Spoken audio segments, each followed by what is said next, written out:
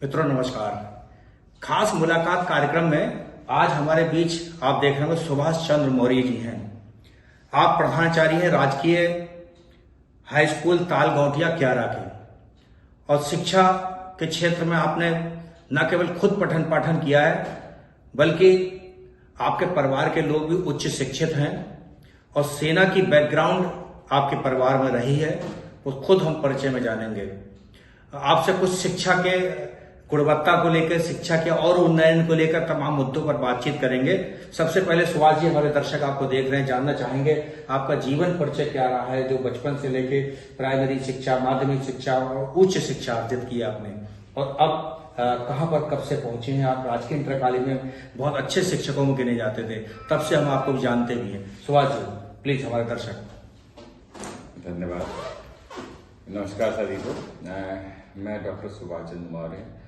मेरा जो बैकग्राउंड है वो आर्मी का है। मेरा जो जन्म हुआ था तो मेरे जम्मू में हुआ है, और मेरी जो प्रारंभिक शिक्षा दीक्षा है 8 तक की, वो क्लास 6 तक की वो अरुणाचल प्रदेश में हुई थी। मेरे पिताजी वहाँ आर्मी में होने के कारण वहाँ पर हुई।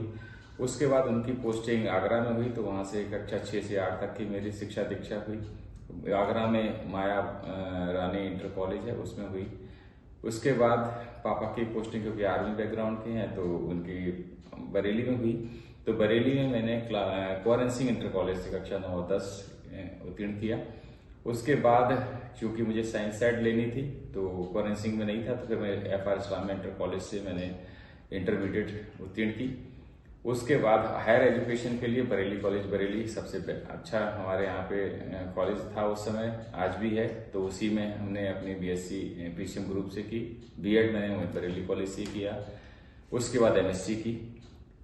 इसके बाद मैंने B.Ed करने के बाद मेरा लोक सेवा आयोग के द्वारा परीक्षा में सम्मिलित हुआ, और उसमें वहाँ पे मैं चयन हुआ, और मैं अपने बैच का टॉपर भी रहा हूँ, प्रवक्ता जब मेरा चयन हुआ।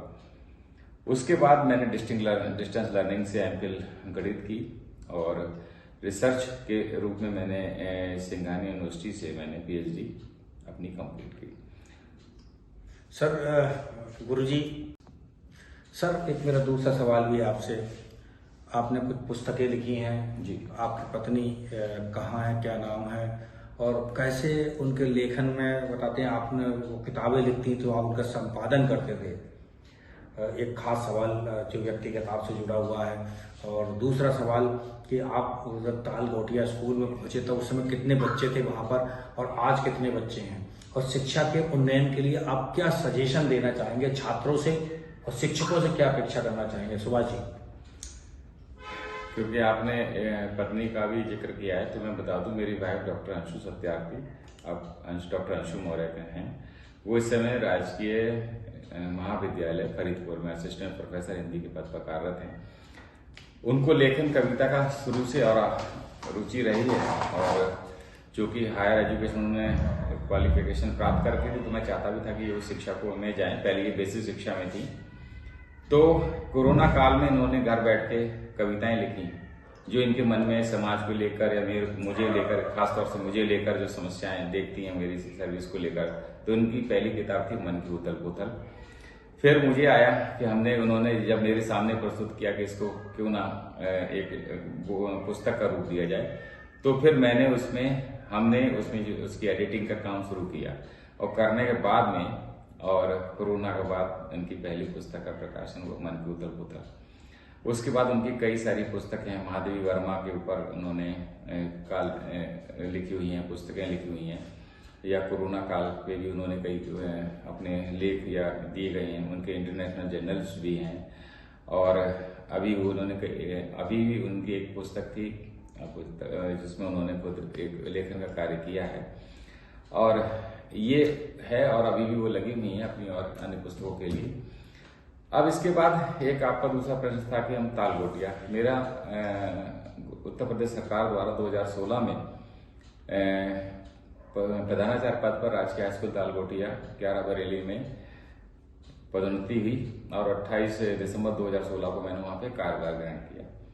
प्रारंभ में इतनी चुनौती थी कि वहां पर कोई ना बिल्डिंग तो थी नहीं विद्यालय की। जूनियर के विज्ञान कक्षा में विद्यालय को मैंने प्रारंभ किया, और वहाँ पर केवल 9 बच्चों के साथ विद्यालय का पंजीकरण मैंने शुरू करते हुए विद्यालय को प्रारंभ किया। आज की स्थिति ये है कि विद्यालय में 200 बच्चे अध्ययनरत हैं। एक इस साल भी एक अचीवमेंट हमारे साथ जुड़ा है कि पूरे बरेली मंडल में ऐसा एकमात्र राजकीय विद्यालय है जहाँ के 2 बच्चों के 100% गणित में मार्क्स प्राप्त हुए, कोई विद्यालय नहीं है। साथ ही मंडल का ए ग्रेड विद्यालय है। एक समय केवल मुरादाबाद और बरेली मंडल में एकमात्र ए ग्रेड विद्यालय था, लेकिन वर्तमान में भी ये अपना ए ग्रेड विद्यालय है। सहयोगात्मक ये है कि गांव वासी और अन्य क्षेत्र के लोगों के द्वारा, जनप्रतिनिधियों के द्वारा मुझे समय समय पर सहयोग मिलता रहा है। मैंने जन सहयोग के माध्यम से विद्यालय में CCTV लगवाई हैं, यहाँ तक कि मेरे शिक्षकों के सहयोग से विद्यालय का मुख्य द्वार है, कभी मैं आपको दिखाऊंगा, तो वो मुख्य द्वार शिक्षकों की खुद की धनराशि, मेरे और शिक्षकों की धनराशि से हमने विद्यालय की मुख्य द्वार बनवाया। साथ ही जो पुस्तकें, जो हम पत्रिका निकलवाते थे, पहली विद्यालय की पत्रिका, वो भी हम सब शिक्षकों की मदद से, या और हमने जो बाउंड्री वॉल पहले पिलर बनवाए थे, तो हमने आसपास के दानदाताओं को से सहयोग लेकर हमने उसकी तार की फेंसिंग की थी।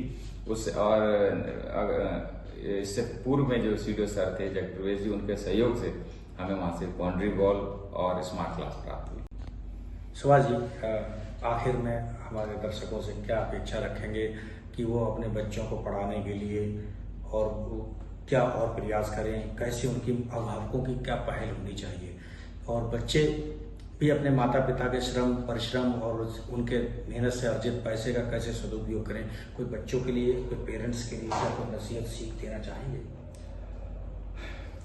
इस प्रश्न के उत्तर से पहले मैं कुछ बताना चाहता हूं कि राजकीय हाई स्कूल तालगोटिया में जब मैंने 9 बच्चों से प्रारंभ किया था, तो हमने जाके आज भी नुक्कड़ नाटक या जगह जगह पर साइन बोर्ड के अलावा गांव में जाके कैंप लगवाए हमारे टीचर्स ने और हम लोगों ने।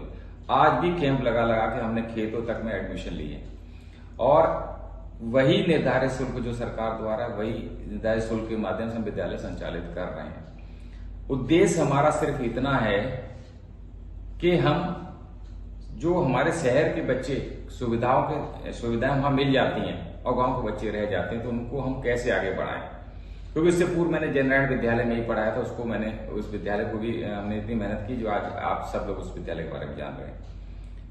तो जिससे कि वो गांव के बच्चे, हमने ये प्रण कर रखा था एक दिन मैं इस तरह से कर दूंगा कि शहर के बच्चे मेरे तालगोटियां पढ़ने आएंगे, और वो इस साल हमने कर भी दिखाया है। जिस तरह से हमारे मार्क्स आए हैं बोर्ड परीक्षा 2025 में, तो शाहजहांपुर तक के कई के ऐसे रिलेशन जो तालगोटिया में रहते हैं, वो बच्चे शाहजहांपुर से नाम अपना हटा के हमारे तालगोटिया में, या इससे इधर अलीगंज के भी बच्चे हमारे यहाँ तालगोटिया में इस बार 9th में एडमिशन लिए। तो मेरा सिर्फ इतना ये कहना है कि सभी अभिभावकों से या सभी शिक्षकों से कि जिस दिन, हम पहले शिक्षकों को से कहना चाहते हैं कि जिस दिन आपके बच्चे जैसी शक्ल अगर अपने स्कूल में पढ़ने वाले बच्चों के साथ दिखाई देने लगेगी, तो उस दिन स्कूल की रंगत कुछ और होती है। तो मेरा तो बस यही कहना है शिक्षकों के लिए कि कृपया बस अपने पूर्ण मनोयोग से पढ़ाई कीजिए, पढ़ाइए, खुद भी पढ़िए, यानी कोई भी लेक्चर को जाते हैं तो पढ़ के जाइए।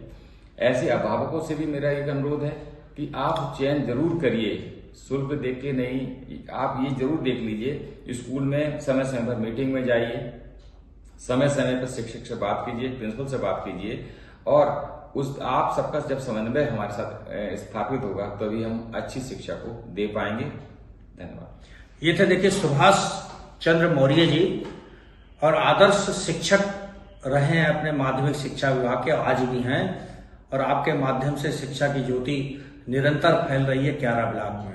बहुत बहुत धन्यवाद सुभाष जी आपका हमारे स्टूडियो में आने का।